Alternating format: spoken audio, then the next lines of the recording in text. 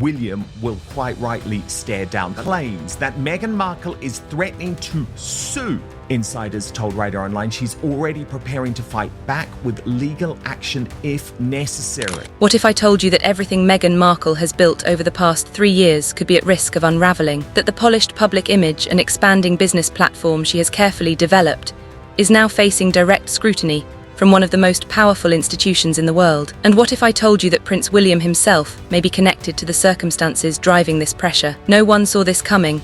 Not royal commentators, not fans, not even Meghan's harshest critics. Just when it seemed the Sussex narrative had settled, the UK Parliament stepped forward and reignited the issue. Before we move deeper into what has unfolded, consider sharing your thoughts. Do you believe Parliament is justified in stepping in, or does this feel like an unnecessary challenge directed at Meghan? Now let's examine what occurred and why it may threaten the foundation of everything she has been developing. Over the past few years, Meghan Markle has remained notably quiet, strategically and intentionally so. There were no high-profile interviews, no new controversies, no public resurfacing of old grievances. Instead, she shifted out of the spotlight and began executing a deliberate and highly coordinated brand transformation. The goal was clear: move from a polarizing royal figure to a calm, approachable California lifestyle personality. And for a while, it appeared to be working. Her public presence became defined by curated content, wellness messaging, and polished appearances at select events. The tone was consistent, controlled, and aligned with a broader long-term plan. What many did not immediately recognize was that this repositioning supported a larger initiative. Meghan was laying the foundation for a multifaceted business venture.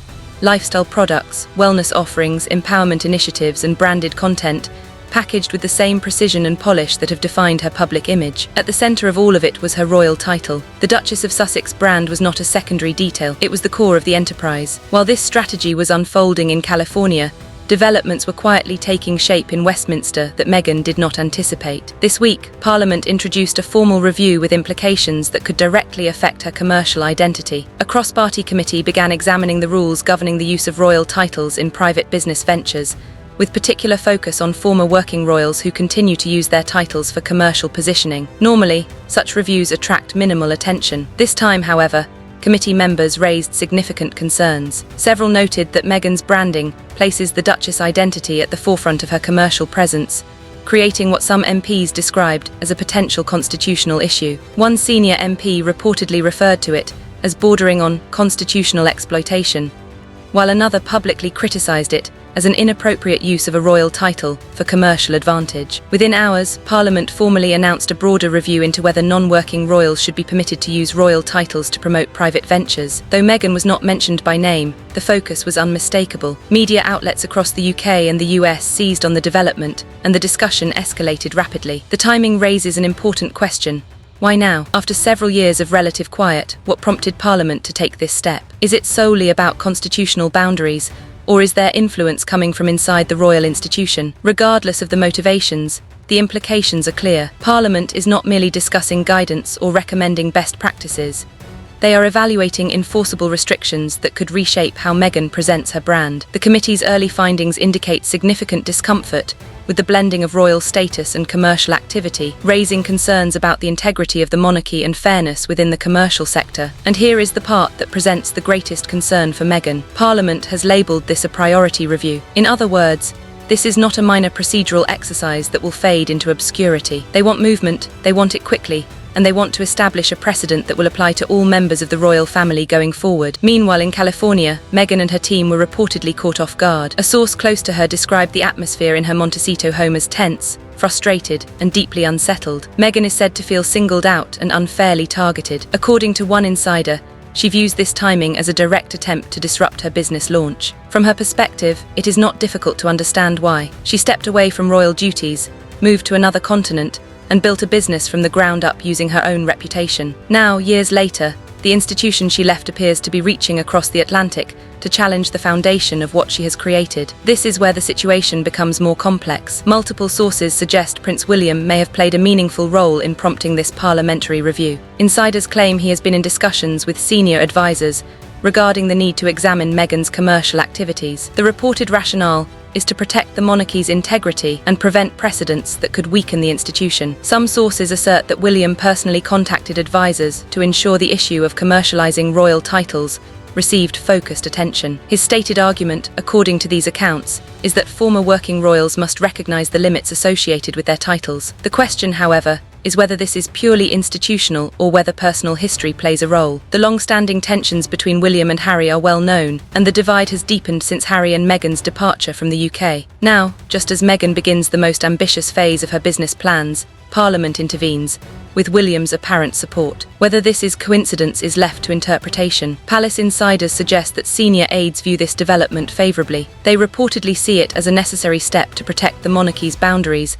and a quiet reminder to Harry and Meghan about their place within the larger royal structure. One source stated, "This is about preventing brand dilution and safeguarding constitutional norms. If Meghan wants to operate as a business leader, she must do so without relying on titles that belong to the crown." Her supporters strongly disagree. They argue that the review is xenophobic, unnecessarily punitive, and intentionally designed to undermine a successful woman of colour who forged her own path outside traditional constraints. The counter-narrative is direct. Meghan is attempting to build a modern enterprise on her own terms, while an institution centuries older than her identity is trying to restrict her from afar. Critics respond with equal force.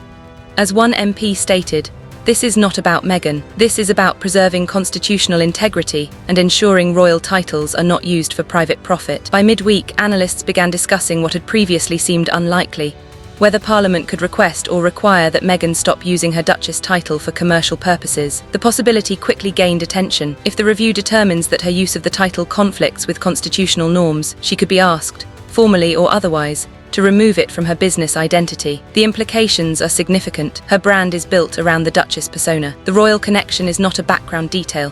It is a defining element. It appears in logos, messaging, partnerships, and promotional materials. Removing it would require a complete rebrand, new name, new positioning, and new narrative. Insiders report that Meghan has already held a series of urgent meetings. Her legal team is preparing responses, and her communications advisors are developing scenarios to address every possible outcome. Advisors are reportedly divided. Some advocate for a strong public response, framing the situation as discrimination and evidence of outdated institutional control. Others recommend diplomacy, quiet negotiations aimed at preserving parts of her brand without escalating political scrutiny. A smaller group is suggesting a difficult but pragmatic option: voluntarily rethinking the Duchess branding before this escalates into an unwinnable legal confrontation. Meghan, however, is not inclined to retreat. Sources say she is deeply frustrated by the idea that a government she no longer represents, and a monarchy she stepped away from, still has influence over how she shapes her professional identity. To her, this issue is as much about personal autonomy as it is about commercial strategy. One insider reported that she told her team, "We fight. We hold our ground. They do not get to define my future." Her tone, according to those present,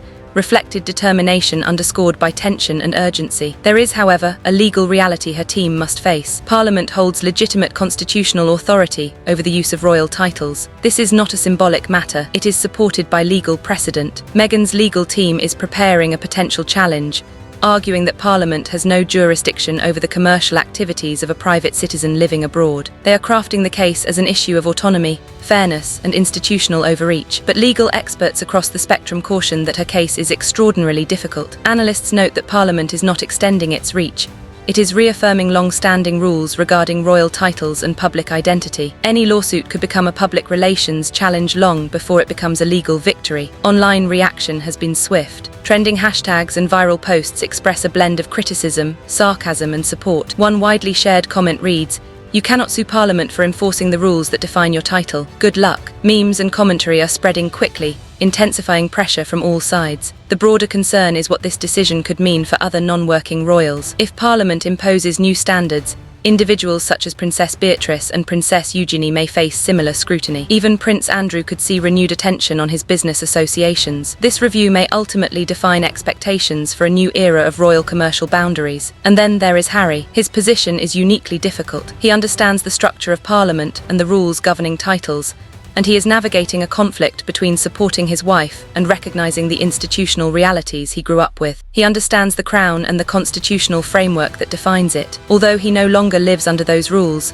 they shaped his upbringing, his worldview, and in ways his identity. He reportedly cautioned Meghan months ago that using the Duchess title as a commercial anchor would draw scrutiny. He did not anticipate scrutiny of this magnitude, but he understood it would not be a simple path. He knew his family, and he knew the institution would not overlook a business venture built around a royal designation. Now he is caught between support for his wife and an institution he left physically, but not psychologically. While Meghan prepares for a legal and public relations confrontation, Harry is facing the possibility that this parliamentary review will reopen unresolved questions about duty, identity, and the complicated connection he still has to the monarchy. Inside their Montecito home, staff members describe an atmosphere thick with tension. Meghan is said to pace the living room late into the night, phone in hand, tracking every news update, parliamentary announcement, and social media reaction. Each headline feels personal, each critique feels directed at her. Harry, meanwhile, often sits in the next room, overwhelmed by the weight of the developments. While Meghan focuses on legal strategy, branding contingencies, and media responses,